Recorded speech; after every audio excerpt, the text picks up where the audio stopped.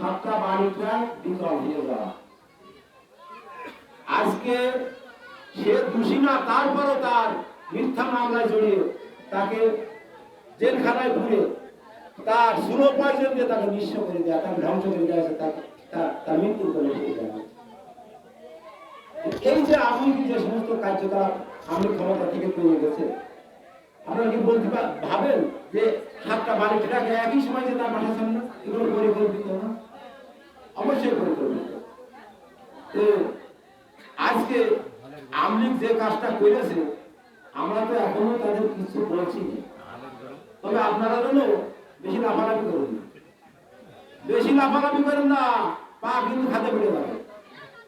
আমরা আর একটি ছাড় দেব না যদি আমাদের দল নিয়ে, আমাদের বিএনপি নিয়ে যদি ষড়যন্ত্র করা হয়, আমাদের বিএনপি সংগঠন নিয়ে যদি ষড়যন্ত্র করা হয়। মাত্র 2 মাস ক্ষমতায় এসে আপনারা রাজপথে আপনারা লাফালাফি করে বেড়াচ্ছেন। আর 2 মাস ক্ষমতায় আসলি একটা সংসদ সে গঠন করবে, সে একটা সংসদ পরিচালনা করবে, তার তো সময় লাগে দেশ পরিচালনা করতে। তুমি এখনই পছন্দ তার দেশের ক্ষমতা থেকে ক্ষমতাচ্যুত করার জন্য এত সাহস কোথায় পেয়েছো তোমরা?